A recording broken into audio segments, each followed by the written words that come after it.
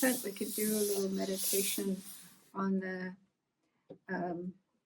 emptiness of a permanent unitary independent self, that very gross form of selflessness.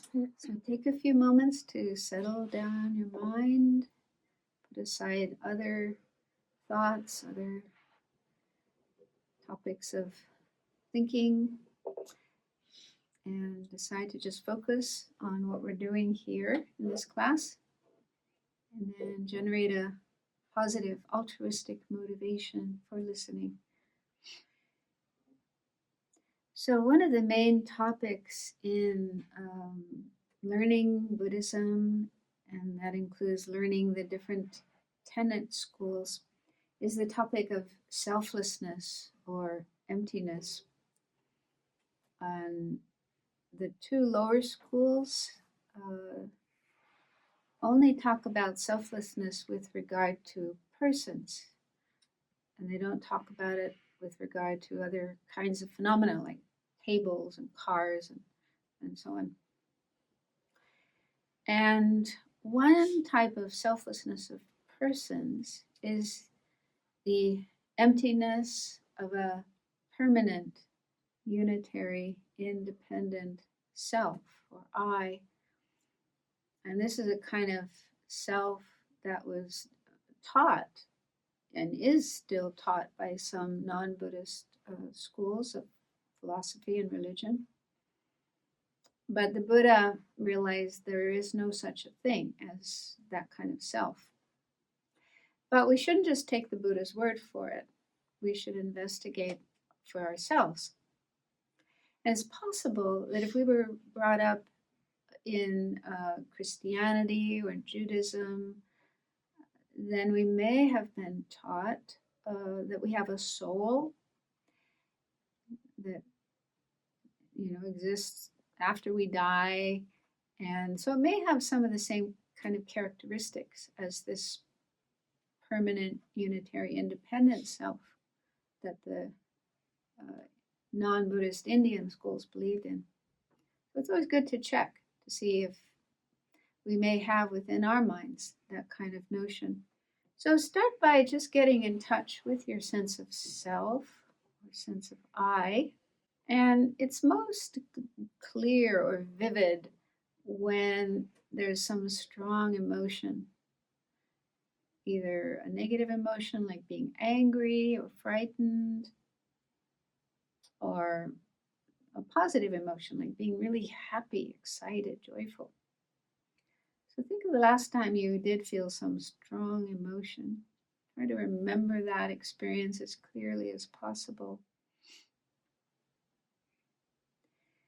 And then see if you can get a glimpse of the sense of I that lies behind or beneath that emotion. The I who is happy and excited, or the I who is unhappy or angry. And then ask yourself, does this sense of I seem to be something permanent, in the sense of not changing, always the same, something that's always been there and always will be there?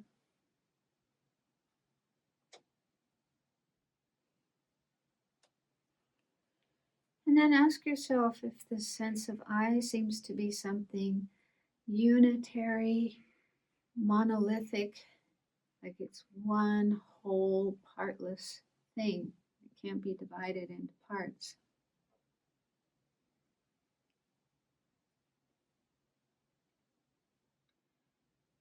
If that was the case, if our I was unitary, partless, then we wouldn't be able to talk about different parts of ourselves.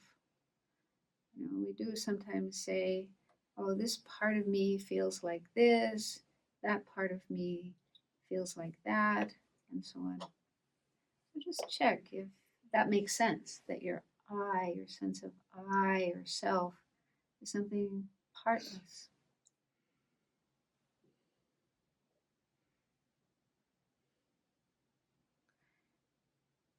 And the third feature of this type of I is independent, meaning independent of causes and conditions. So if that was the case, then your I could exist without depending on anyone or anything else. You wouldn't need to depend on your parents or on food, water, air. And so does that make sense? Is it possible that your I can exist independent of all other factors, causes, and conditions?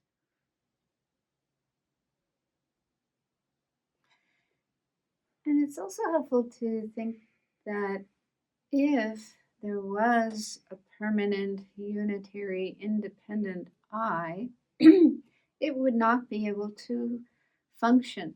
It wouldn't be able to do anything. Even simple things like walking or talking, eating, working, and so on. Because something that's permanent never changes. It's like frozen, fixed, always exactly the same, never changing. And when we do these different activities, walking, talking, eating, working, then changes are taking place. We have to move our body and our mouth and our mind. So those kind of activities wouldn't be possible if our I was permanent, unitary, and independent.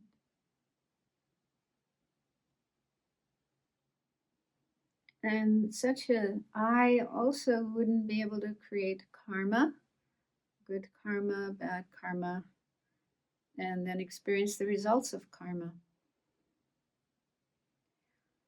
And we wouldn't be able to practice the Dharma and change ourselves, transform ourselves, and eventually become enlightened, because that requires changes. And a permanent I would never change. It would always be exactly the same.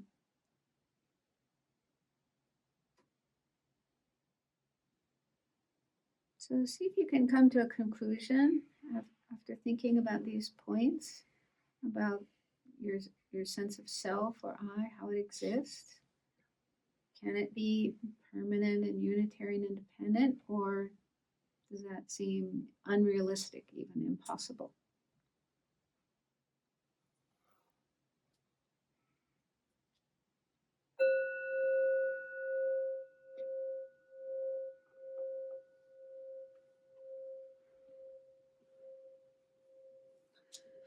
So it could be useful when you're on your own to check the sense of self or I that you have, especially when there's strong emotions, and just see what that I looks like, what kind of qualities or characteristics it has, and then examine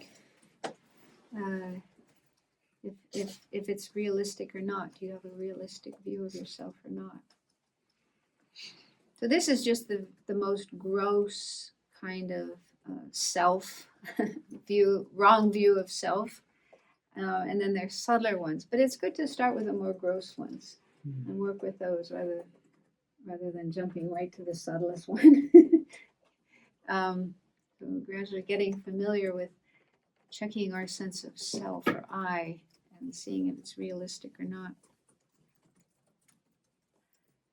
Okay, so we're still on the first of the four schools, the Vaibashika, or Great Exposition School.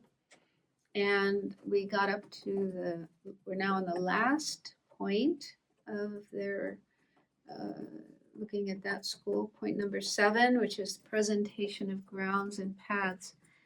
So these two terms, grounds and paths, both refer to minds, consciousnesses, and not just any old mind, but realizations. So a ground is actually a realization, a path is a realization. And those two terms are also synonymous. They're interchangeable. So if it's a ground, it's a path. If it's a path, it's a ground. So with this topic, we're looking at how the school explains the path leading to nirvana. In the case here, they're mainly talking about attaining nirvana or liberation. So what is the procedure? What is the way to get ourselves from where we are now in samsara to that goal of nirvana? So this explanation has two parts. The first is objects of abandonment. So in order to get to our goal of nirvana, there are things that need to be cleared away, things that are obstructing our attainment of those goals that need to be eliminated. Yeah, so the translation of the text, like I said, I translated it 40 years ago, and now looking at it, I want to change some of the translations. So the words in red are changed, but I thought I changed this just before. So the first one is called afflictive, but I decided it's better to call it afflicted because it's nyonmong chen in Tibetan, which means having afflictions. So I thought afflicted is a better translation, afflicted obscurations. Okay, so afflictive obscuration, normally they're called afflictive, but I think it's a slightly different term. I think it's nyonmong pedripa is afflictive, but this is nyonmong chen dripa. Nyonmong chen dripa. Yeah. Anyway, I'm still working on this, but I think afflicted is better. So these are obscurations that mainly prevent the attainment of liberation, nirvana. Okay, so these are the things we have to overcome if we want to attain nirvana. And so what they include is the conception, grasping a self-supporting, substantially existent self. So this is, kind of ignorance that believes in this. It's a more subtle kind of self than the one we just did a meditation on, the permanent, unitary, independent one. This is a more subtle idea about the self. Yeah, so this is a kind of self that seems to be like the boss, the ruler, the controller of our body and mind and our life and everything. So there seems to be a sense of self inside of us that's the director, the boss, the CEO. But there's really no such thing. It's like a hallucination. When we look for it, we can't find it. Still, it seems to be there. So we have this conception, we had it from beginningless time, that there is that kind of a self. So the conception that grasps at that kind of a self is the main afflicted obscuration. And then in addition to that, the three poisons, so greed, hatred, ignorance, and their seeds, so the seeds of the three poisons that arise from that conception. So that conception, believing in a self-sufficient, substantially consistent I, is there within our mind right from the time we're born. And based on that, we have the other afflictions like attachment and aversion. It only mentions three poisons, but it also includes all the other afflictions: jealousy, arrogance, laziness, and so on and so forth. So all the afflictions, they are all based on that conception. And then the seeds. So the seeds, whenever we have any moment of any of those afflictions in our mind, it leaves a seed that will give rise to further experiences of that same emotion later. So those are the things that keep us in samsara and the things we have to overcome, eliminate to get out of samsara. That's a good question. Would this be the same as the mirror eye, or is that? Now, this school doesn't talk about the mirror eye. No, that's prasangika. Yeah. So, according to this school, there is an I, there is a self, a person that's imputed. They would say, all the Buddhist schools apparently agree that a person you, me, Venerable Sangye, anybody, is just what's imputed on the aggregates. It's just imputedly existing, imputed on the aggregates. But they don't use that expression of me or I. That's exclusively the prasangikas who talk about that. Wonderful. This afflictive obscuration is different from the Nagarjuna version of the karma afflictions and the seeds and its active seeds. Yeah, each school would have their own version, their own explanation of what are the obscurations, and some, there would be some commonality among their explanations, but like Nagarjuna is Madhyamaka Prasangika, and so in that school, the afflictive obscuration, the main afflictive obscuration is grasping at an inherently existing self. Okay. So we need to be very clear on what's the definition of each of these terms. Yeah. Yeah, I mean, they use the same term. They would say the same term, afflicted obscuration or afflictive obscuration. But then what that includes, what's included in that would be different for the different schools. Although I would say not completely different, because I think all the other schools, Vaibashika and all the others, would agree that the conception grasping a self-supporting, substantially existent self is the main obstacle to liberation. It's only prasangika who say that, no, that's not enough. You have to get rid of the conception of the inherently existing self. And so, yeah, the deeper, the more subtle one. Yeah. So it's more or less all the other schools and then prasangika. They have different explanations. Then the second kind of object of abandonment are called non-afflicted. Again, I would like to say afflicted, non-afflicted obscurations. And these are the things that prevent all knowingness, the state a Buddha attains. They don't say a Buddha is omniscient, but they do say a Buddha is all-knowing.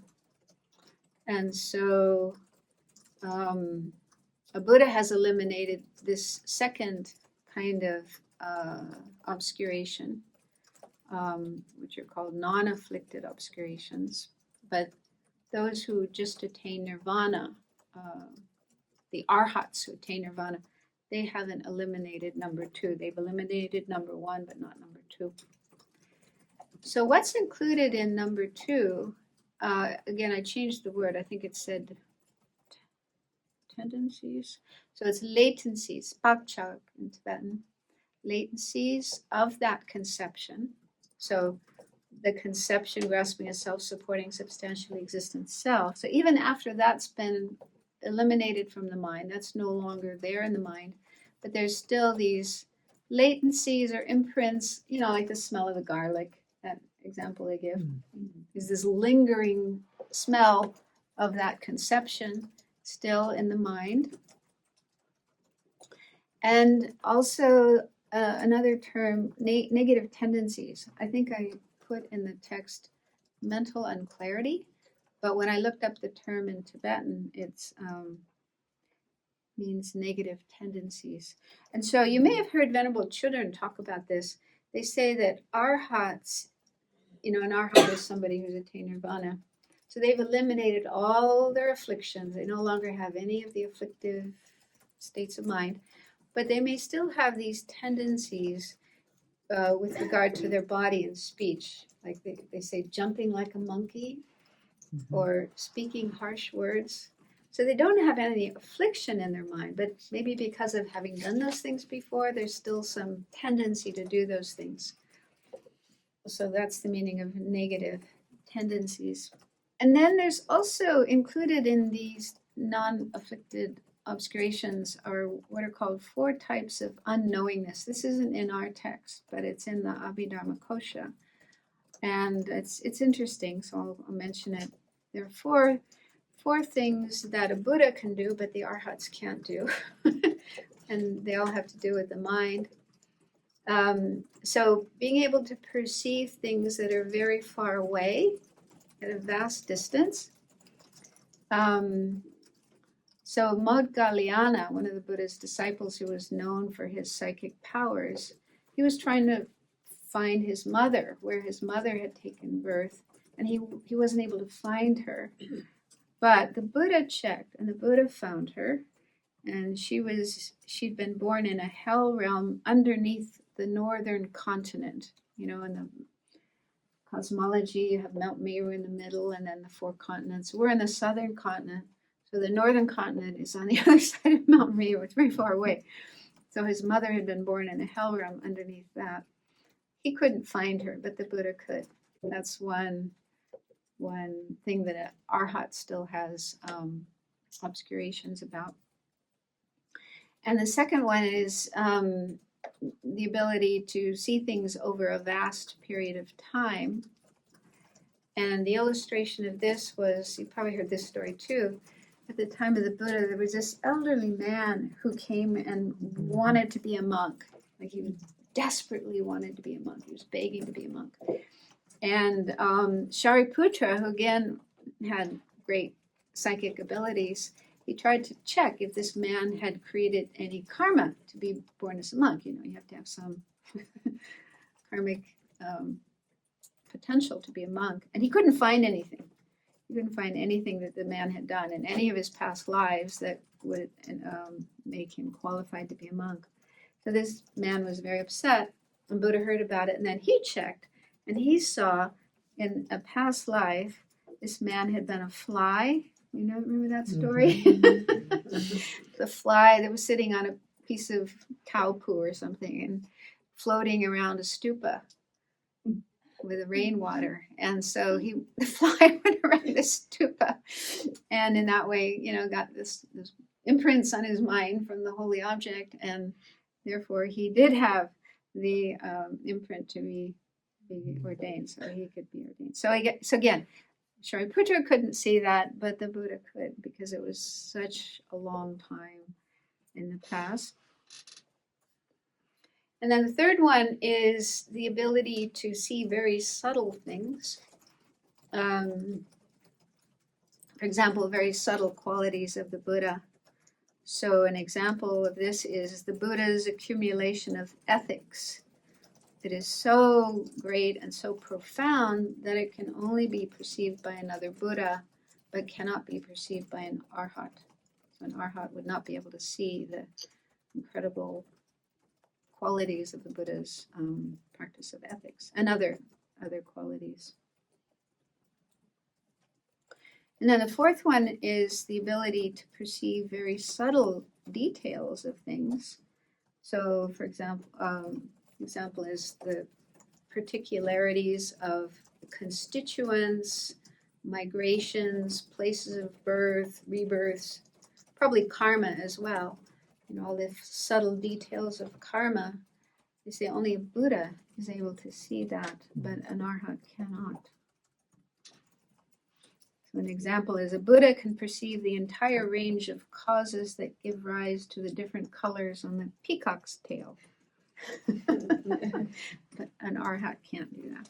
So there are certain things that arhats are obscured to, because they still have this second type of object of abandonment, these non-afflicted obscurations. So even though they have no more afflictions in their mind, there's still some obscurations that a Buddha has eliminated, but an arhat has not. Okay, so then the second part of this is the actual presentation of grounds and paths. And before we go into that, I thought some of you might not have heard an explanation of the 5 paths, so I'll just go through that. So the next slide shows the 5 paths. So this is mainly in the Mahayana. In the Mahayana tradition, they talk about 5 paths. But in the Pali tradition, they have different terminology. They talk about stream enterers, once returners, non-returners. That's another way of talking about the path. So the 5 paths, again, a path is a consciousness, a realization. And so this sort of charts your progress from the beginning of the path up to the end, which is either nirvana or enlightenment.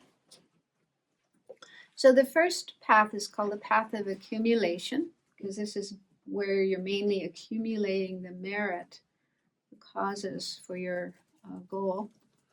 And it has 3 levels: small, middle, and great. And the entry point, the starting point of the path of accumulation, it's different whether you're following a Hinayana path or the Mahayana path. So for Hinayana, it's uncontrived renunciation. So that means we need to meditate on the faults of samsara again and again and again, and recognize that samsara is just nothing but dukkha and totally unsatisfying, and we have this strong determination to get out of it. So in the beginning, we develop that in a contrived way. We have to make effort to generate that state of mind. But it's not something that just arises naturally, spontaneous. Like the other day, Venerable Chuni's talk about sitting down and meditating on renunciation and getting a strong feeling of it. And then you get up and attachment comes up. So, so that's where I'm still at. Still, like your morning meditation, you meditate on samsara and you get this strong feeling of renunciation, and then you go to breakfast and you see that Venerable Jigme has made pancakes, and suddenly renunciation is out the window. Uncontrived attachment has arisen. That's me. I don't know about you, but so uncontrived renunciation is when it doesn't go away. It's there kind of naturally and spontaneously, and we have no attachment to samsara. So that's a pretty strong level of state of mind. But for the Mahayana, someone like the Bodhisattva's path, the path of accumulation starts with uncontrived bodhicitta. And they don't mention uncontrived renunciation, but I'm sure the Bodhisattva also has to develop that as the basis for uncontrived bodhicitta, because you have to see the faults of samsara and see how disgusting it is and want to get out of it, so that then you can wish the same for all other sentient beings and take on the responsibility. I am going to help all sentient beings get out of samsara. So that means someone following the Bodhisattva path has to develop both uncontrived renunciation and uncontrived bodhicitta. I'm pretty sure it's like that, although I've never heard it specifically mentioned. Has Venerable mentioned that ever? Sounds familiar. Because they do say we're not, we the three do. principal aspects of the path. Yeah, They seem to and you do follow. have to develop renunciation as the foundation for bodhicitta. So that's the first path, the path of accumulation. Then the second path is called the path of preparation, and that has 4 levels, which are called heat, peak, forbearance, and supreme mundane quality. But you might encounter different ways that those terms are translated. And the beginning of this path is the same for both Hinayana and Mahayana. It's the union of calm abiding and special insight, observing selflessness. So that means you have to develop calm abiding, and you have to develop the wisdom, conceptual or inferential wisdom, realizing selflessness, subtle selflessness. I think it has to be this, the emptiness of the self-supporting, substantially existent self. So you develop those 2, and then you put them together. Like Geshe Take's teaching right now is talking about that. How to unite calm abiding and special insight regarding selflessness. So when you've achieved that union, then that's the starting point of the path of preparation.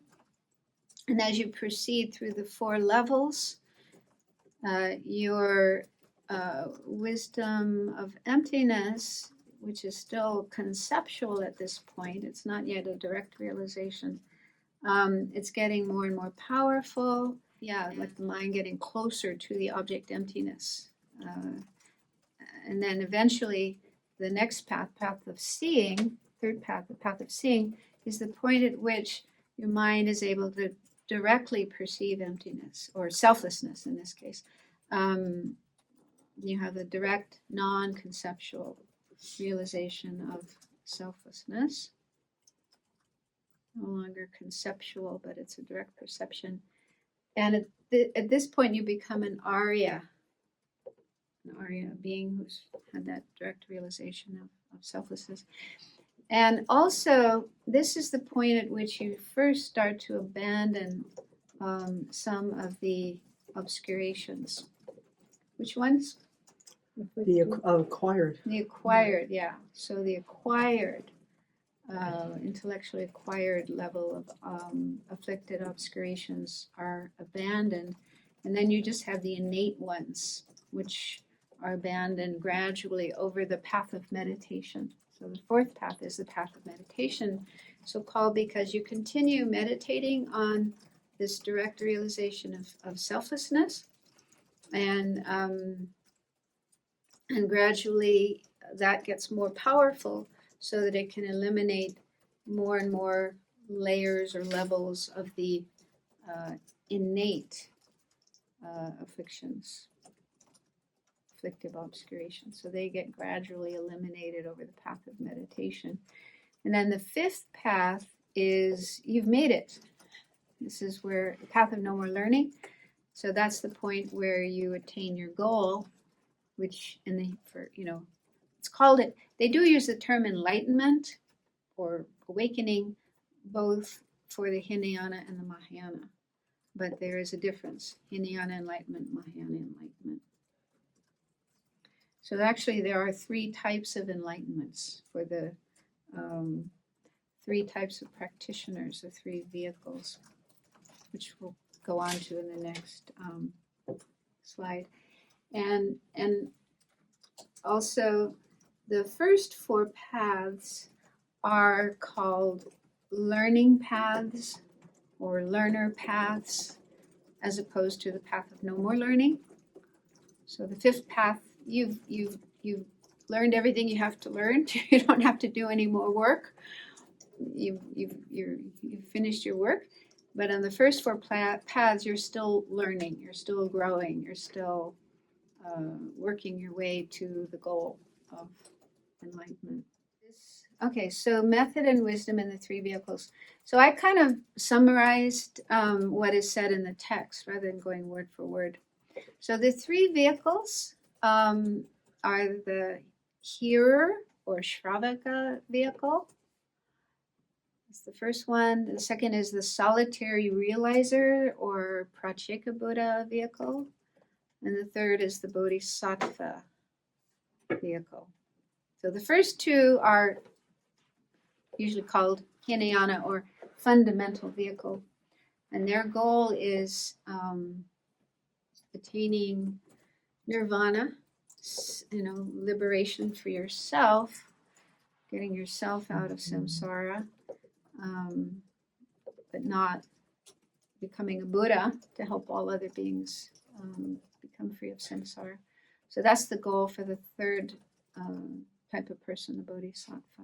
So there are these three types of persons who follow these three different paths. And so method and wisdom, for all three, the wisdom is the same in the sense they all meditate on the subtle selflessness of persons, the emptiness of a self-supporting, substantially existent person. So that's common for all of them. They all have to meditate on that. They all have to realize that. And then method has to do with how accumulation of merit. I haven't really come across an explanation of how hearers and solitary realizers accumulate merit, but my guess is by keeping ethics, ethical conduct. That would be the main practice, refraining from non-virtue, living according to karma, virtue, and so on. I don't think they would engage in practices like generosity. I mean, they might, But that's more the Bodhisattva's path. They have the 10 perfections for all these. Yeah, that's right. They do have those 10 perfections. But I was thinking, if the person is a monk, not supposed to own things, not supposed to have possessions. So they could give dharma. Yeah. There's the giving of dharma and giving of spiritual advice. If somebody's, troubled and crying, and go to the monk, and the monk will speak to them and give them comfort and advice and so on. So yeah, there are types of giving that would be practiced.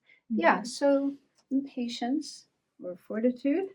I think these are outlined in Buddhism, One Teacher, Many Traditions, actually. What? The Merit, how they the- accumulate how they merit. accumulate merit. Yeah, I'll look it up. I haven't read that book. Yeah, I I'm want pretty to, but- sure that's where it is. I'll look it up though. Yeah. But anyway, they all three of these types of persons do have to accumulate merit. But the difference is how long they spend. So for hearers, hearers accumulate a small amount of merit, small collection relatively, and they practice for at least 3 lifetimes. And they attain small enlightenment. Their enlightenment is, I don't know, small. I'll try to find more information about that. But anyway, solitary realizers, they accumulate a middling collection of merit, and they practice for at least 100 eons. So just the fact that they spend so much more time accumulating merit and meditating on wisdom, then their end result would be stronger, would be greater. So it's called a middling enlightenment. And the reason for the name solitary realizer is because they like to stay alone. They say, I don't know, in one text they say, hearers like to stay together with other practitioners. They like to be in a community with other Sangha practitioners. Whereas solitary realizers like to be alone. They're more, solitary. Although in the beginning, of course, they have to, listen to Buddha's teachings. So they have to stay around the Buddha and around the Sangha to get the teachings. But then once they know the teachings, they like to stay alone in the forest. And also they make a kind of vow or commitment that in their final life, the life in which they reach their goal of enlightenment, they want to be in a time and a place where there's no Buddha in the world. And they want to teach without words, teaching without words, silent teaching. Interesting. So those are some of the things I remember about solitary realizers. Is that, do you know anything that's said about how the quality of the nirvana attained between hearers and solitary realizers differs? I'll look it up. I mean, in the Abbey there's information about this. That's a huge difference between 3 lifetimes and 100 eons. Yeah. I just don't understand what. Yeah, What and that they both attain nirvana. They're out of samsara. But I'll have to refresh my memory of that. I can't remember offhand. Then the third type of person, a bodhisattva. So they accumulate a great collection of merit, practice for at least 3 countless great eons, and then attain great enlightenment. So the great enlightenment is the enlightenment of the Buddha, all knowingness according to this school. So the main difference then would be in the amount of time they spend on the path, accumulating merit and meditating on selflessness. But they do all realize selflessness, subtle selflessness of persons, and they do all free themselves from samsara. Next. Okay, so again, I just sort of consolidated what it said in the text about Buddhas and Bodhisattvas. According to this school, Bodhisattvas collect merit for 3 countless great eons up to the great stage of the path of accumulation. So again, the path of accumulation is the first of the 5 paths, and it has 3 stages, small, middle, and great. And so they spend 3 countless great eons just to get up to, not on, but up to the third level of the path of accumulation. And then they attain the rest, the remaining 4 paths on one seat. From Geshe Jumba Tekchok's commentary, using the example of Guru Shakyamuni Buddha. So when he was born as Prince Siddhartha, he was already a bodhisattva, but he was a bodhisattva on the path of accumulation, just the first of the 5 paths. And so he wasn't an Arya, he was ordinary. The term ordinary means non-Arya. So he was an ordinary bodhisattva, not an Arya bodhisattva. And then, so Geshe Jumba Tekchok said, so he went through all these, left home, went in the forest, did the ascetic practices, and then finally sat under the Bodhi tree in Bodhgaya. And so in the evening, he sat under the Bodhi tree. So at that point in time, he was still on the middle level of the path of accumulation. And when he subdued the 4 Maras, right? The story about the Maras that got subdued. So when he did that, he attained the great level of the path of accumulation. Then went into meditation. So he said at midnight, he entered into meditation on the path of preparation, and then passed through the paths of seeing and meditation and attained the path of no more learning at dawn. So that means in just one night, he went from the path of accumulation, the great level of the path of accumulation, all the way to the path of no more learning, Buddhahood, in just one single night. Now, this is not the Mahayana explanation. This is according to this school. And yeah, so the Mahayana schools would not agree with this. And solitary realizers have a similar procedure, because they spend 100 eons collecting merit up to the great level of the path of accumulation. And then they sit down in one seat, one sitting, meditate, and complete their path up to their goal of middling enlightenment. But the hearers, it's not on here, but in the text, it says the hearers have a different procedure. So they collect merit on all 4 learning paths. So the first 4 paths, they're accumulating merit.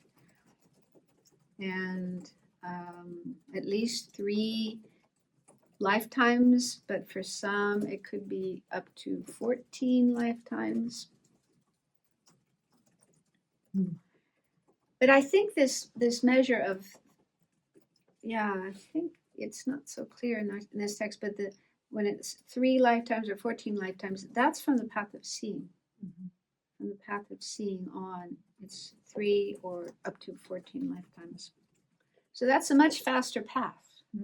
And some people wonder, I think it even comes up in obviously my little car, well, why don't we just follow the hearer's path and we can get to their enlightenment, nirvana, in 3 lifetimes or even 14 lifetimes, and then we can switch to the Mahayana path. Wouldn't that be faster?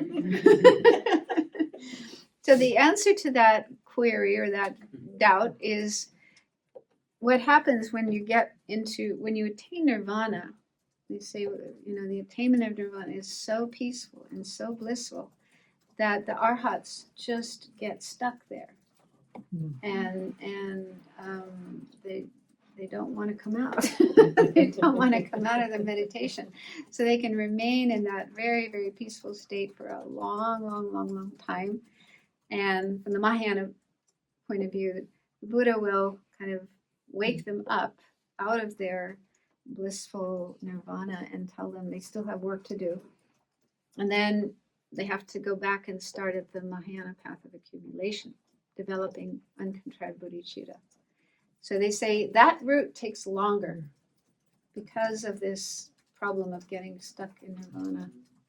So they say it's faster. It's much better to start on the Mahayana path right from the beginning. Even if it takes 3 countless great eons, it's still faster.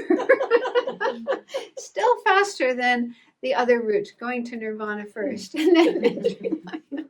Okay, so the second bullet point says a Buddha's form aggregate is not a Buddha, but an object to be abandoned, a true suffering. Why is that? Well, maybe it's the school that have an assertion that when you attain nirvana, there is an extinguishment of all the aggregates. Well, that comes later. Okay. Because you attain nirvana in polluted aggregates that you took under the. Sorry? When the Buddha attained enlightenment, he still had his polluted aggregates. Right. So according to this school, the Buddha, like Shakyamuni Buddha, he was an ordinary bodhisattva at the beginning of that life. When he was born as Prince Siddhartha, he was just an ordinary bodhisattva. So his aggregates, his 5 aggregates, were polluted, contaminated. They were thrown by karma and afflictions. They were the result of karma and afflictions. Because he hadn't yet reached the path of seeing. He wasn't yet an Arya. So they were polluted. And they remain polluted, even after he becomes a Buddha. But he still has contaminated, well, his body, not the mind, but the body. It's mainly the body aggregate. His mind is all cleaned up. His mind is free of all afflictions and all contaminations. But the body he has is still this polluted body thrown by karma and afflictions. Is that the version of nirvana with remainder? Well, that's coming later. You're jumping the gun.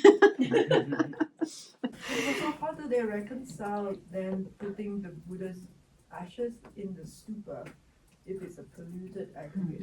Why venerate that? Don't ask me. You have to ask them.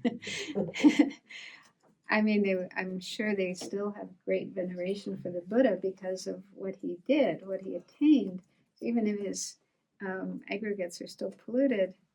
But I don't know. You have to ask them.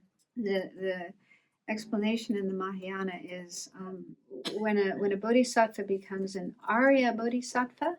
So before that, they're an ordinary bodhisattva. So their aggregates are still ordinary and contaminated. But when they attain the path of seeing, they attain the direct realization of emptiness, their body changes. Their body transforms into an unpolluted mental body that is free from physical suffering. So this isn't even in Buddhahood. This is just Arya Bodhisattva, path of seeing. Already their body has transformed and become unpolluted and free of suffering like sickness, aging, and death, and so on. But according to this school, they don't say it's possible for the body to transform. So even when a person becomes a Buddha, their mind has become totally pure, totally enlightened, but their body is still the old polluted body. And so the text says, although a Buddha superior, a Arya Buddha, has abandoned all suffering and its origins without exception, it does not contradict that he still has true suffering in his continuum. This is because he has abandoned every single affliction that observes true suffering, and therefore is considered to have abandoned true suffering. So they say that Buddha still has true suffering, even though he's abandoned true suffering. And the way they explain this is, when they say abandon true suffering, it means he's abandoned all the afflictions. So all suffering and causes of suffering in his mind, but still has this polluted body, which is a type of true suffering.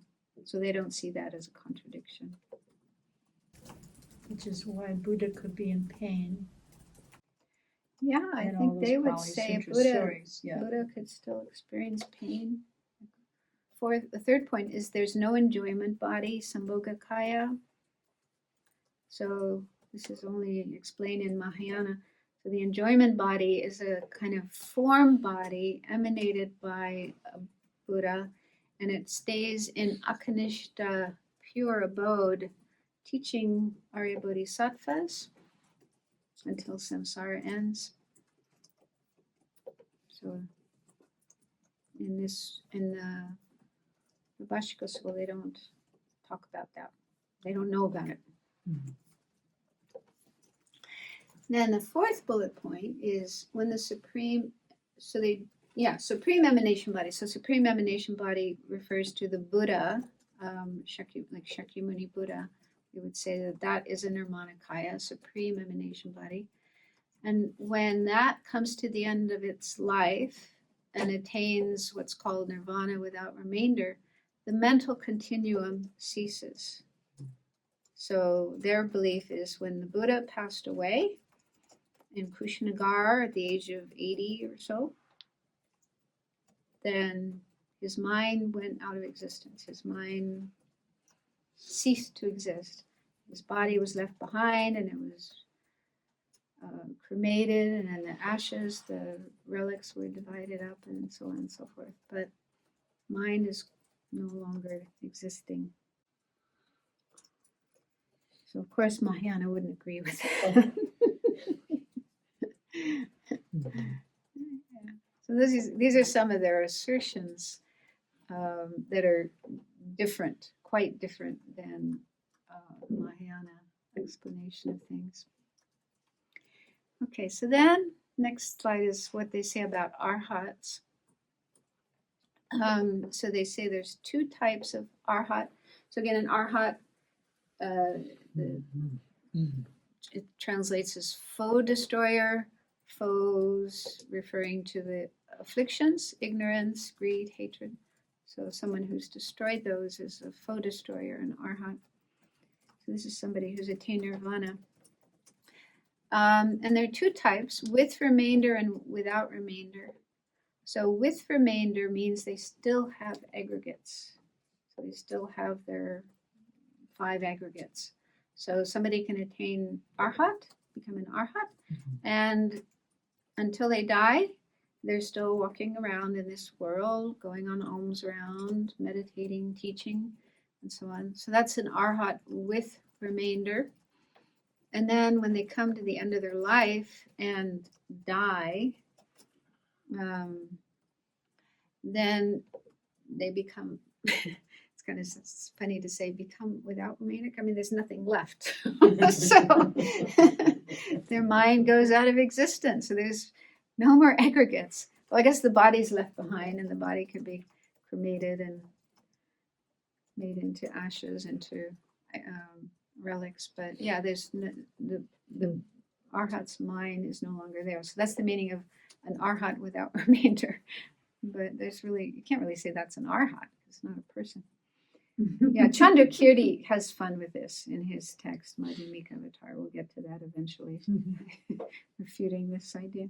Okay, so then the second bullet point, the non-afflicted obscurations have, so remember, they abandon the afflicted obscurations, but they still have the non-afflicted obscurations in their mind, but they become non-existent, obviously, because they don't have a mind anymore.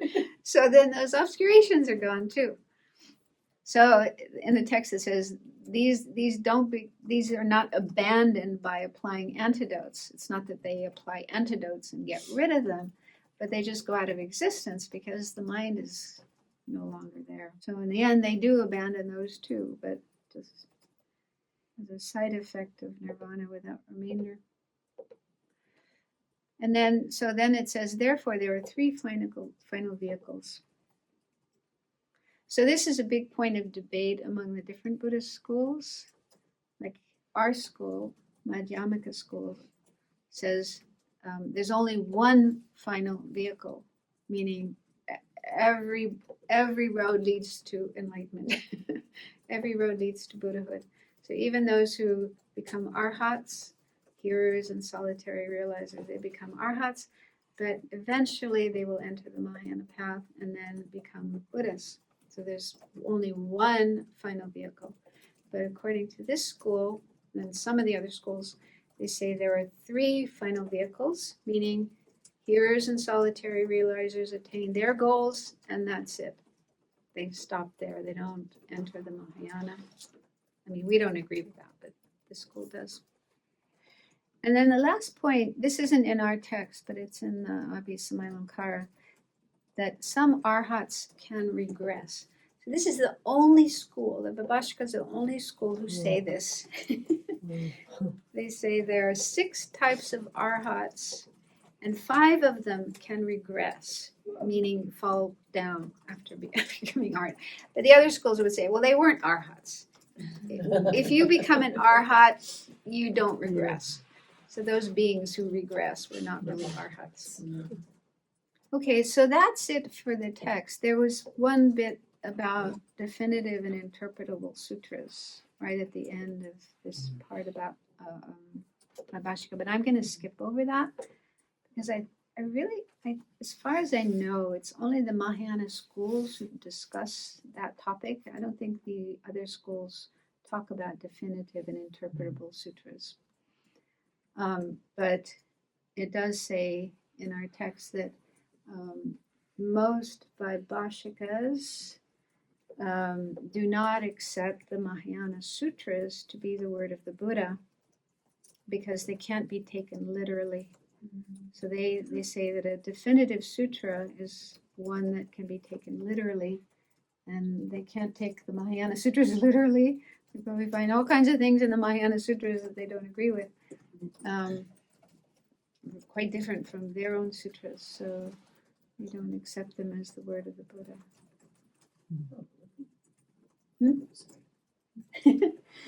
And I think a lot of modern scholars have this view as well. I haven't studied Buddhism on that level, but just from what I've heard, you know, Western scholars who get PhDs and Buddhist studies and teach Buddhism, and I mean, not Jeffrey. I'm sure Jeffrey and his students wouldn't agree with that, but other scholars, other professors, I think that, yeah. Have you come across that idea? That they think that the Mahayana Sutras arose later. They were not taught by the Buddha, they were taught by somebody else. I even read an article, and I don't know if it was Tricycler Ransrohr, and it was written by a monk, a teacher in the Chinese or Korean Buddhist tradition, and he said the same thing. I was quite shocked. Because I guess in our tradition, the Tibetans are so convinced that the Mahayana Sutras are the word of the Buddha. So they're saying that they there's no way that they can be explicit because of just the outrageousness of some of the sutras. I guess, I don't know what the reasons are. When I was in Singapore, I met one. He was a French man who became a monk in Thailand and Burma. He'd spent 25 years living in Thailand and Burma in the Theravada tradition. Yeah, and he told me that when he reads the Mahayana Sutras, it's just like, he just can't. It's so strange. I don't remember the exact words that he used, but yeah, it was. And they are different. I mean, if you compare, you know, the Pali Sutras, the style, the language, and so on, and then the Mahayana Sutras is so different. So I can kind of understand that. Well, the origin story is a little hard to swallow too. Origin stories? Yeah. About the Buddha being on Vulture's Peak. No, about Nagarjuna going to the land of the Nagas. Yeah. I mean, you know. Tibetans, they don't seem to have trouble I believing know these stories. I have no trouble with it whatsoever. But And Western Vulture's scholars, Peak. Have you? Who's been to Vulture's Peak? Yeah. I mean, how many people were supposed to be there? They were in the sky. Yeah. They have the superpowers in the Pali tradition as well, so that shouldn't. They have the superpowers in the Pali tradition. But I think this is one thing Western people, not just Western scholars, but a lot of Western practitioners just have so much trouble with these supernatural, you know, floating in the sky, and even other realms and rebirth, things that can't be proven scientifically. They have a really hard time with it. So the Mahayana Sutras are full of those things. Yeah. And they do exist in the Pali Sutras as well. Devas coming down and talking to the Buddha. Buddha, yeah. Ajahn Mun had teaching the Devas. So I think a lot of Western people think, well, we can't really take that literally. So the next thing is Satrantika. We can start, unless anybody has a question about Vaibashika before we move on. Yeah. So the definition of the conventional truth in this school is that when you break it down, we break an object mentally down into parts, the mind apprehending the object ceases. But then they want to give that object a level of substantiality as well. And I can't make those two kind of meld together in terms of if you stop perceiving the object because you're breaking it down into parts, but there's still some essence there, then what's the essence that they're trying to point to? I mean, the only thing I found about that was what Geshe Jamba Tekchok said, is that there's some function, like a vase or a table, microphone, an iPhone, they have a function. And yes, when you take it all apart, you can't really find that function anymore, but there's still a function there. So don't ask me. I haven't read any more about that. But yeah, it just seems to me that they're afraid to go too far and fall into nihilism. That seems to be maybe the problem. There's got to be something there, because they do say things are truly existing, inherently existing. So, yeah, you can break it down and find these tiny particles. But still, I guess those particles can come together and form a large object, and it can perform functions. So, yeah, I don't really know. Geshe Jamba Tekchok said each phenomenon has its own identity, What's which can be each phenomenon has its own identity, which can be discovered when it is looked for, which is its function. Geshe Jamba Tekchok said that. Yeah. That does, yeah. But then there's a plate and it says the function of a plate, but when you break it down into parts, so you smash it up, it's like, where is that function, or where the it is like the Well, substantiality. then it's no longer a plate. It's not a plate. But yeah, if you mentally take the plate apart, Mhm. not smash it, but mentally take it apart, and you can see that it's made up of all these particles, and it stops being a plate for your mind. And then if you smash it on the floor, it stops being a plate altogether. You can't put food on it anymore. So I don't know. I don't know how they would explain that. So, yeah, I was just kind of wondering how solid is that substantiality that they're trying to. If it's just, I can say that this is a computer because it functions as a computer, and that's its. Is that the level of true existence that they're trying to assert? Because that just seems to be. I mean, I was just in preparing for the next school, the Satrantikas. We can go to that slide. So this next school, the Satrantika, the Sutra school, the name, the term Sutra school is kind of a reflection of how they, because the Vaibashika mainly rely on this text called the Mahavibhasha, which is an Abhidharma text, and they believe it's the word of the Buddha. So this other group, these people, don't agree with that, because there are things in that text that they disagree with, and they say, no way Buddha would have taught that. And so they reject that text, and they rely instead on the sutras. So that's why they're called the sutra schools, because they are relying on the Buddha's words and the sutras, and not on this text that the Vaibhashika is like. And in Jeffrey's book, Meditation on Emptiness, one of the examples of something they disagree with is the substantiality of space.